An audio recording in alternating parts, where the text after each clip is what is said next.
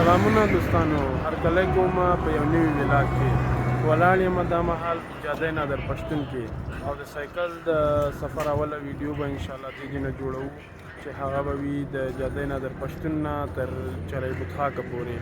نو ویډیو کې تر پایه له ما سره اوسئ یا سفر پیلوو انشاءالله. دا ټول ټال سفر چې دا تقریبا 14 کیلومتره ده. نو ګورو چې دا موږ په څومره وخت کې پوره کوو او څه مشکلات موږ ته راپېښېږي. نو ویډیو کې تر پایه نو سفر پیلوو دوستانو.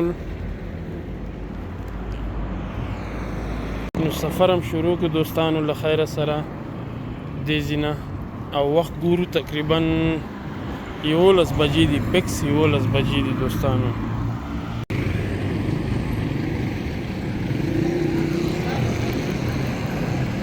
د چمن حضوري مینار ته راورسېدلو په خیر.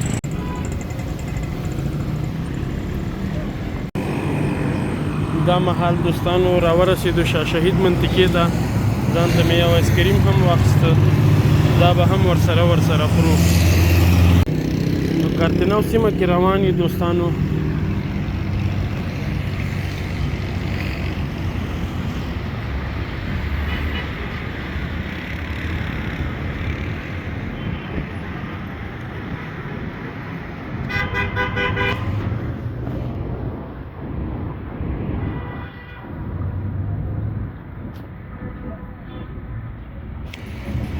دوستانو اختر دوهمه ورځ ده، کارتنو کې هم څه خاص رش نشته، تاسو کتی سي.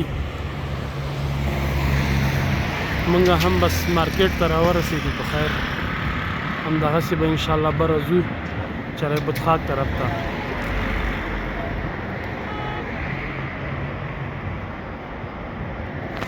نو په خیر راورسېدو دوستانو پاس سر ته. همدې ځای نه سفر بیا پیلوو انشاءالله.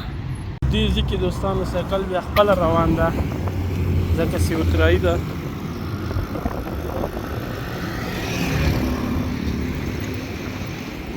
سفر ته مو دوام ورکړی ده دوستانو. نساجي نه هم راواوښتو.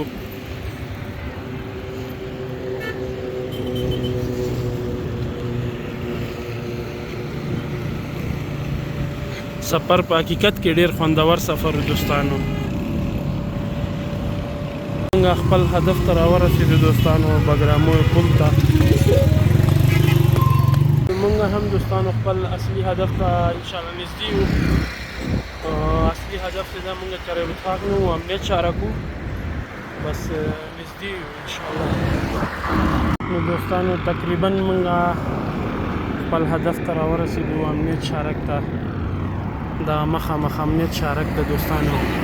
دا ټول سفر تقریبا موږ په 40 دقیقو کې پوره کړ. سفر ډیر خوندور دوستانو. یو هیله مې دا ده چې ویډیو ضرور در سره سبسکرایب. نو دا ولاګ همدلته پای ته رسوو دوستانو. وینو به په یو نوي ولاګ او یو نوي سفر کې.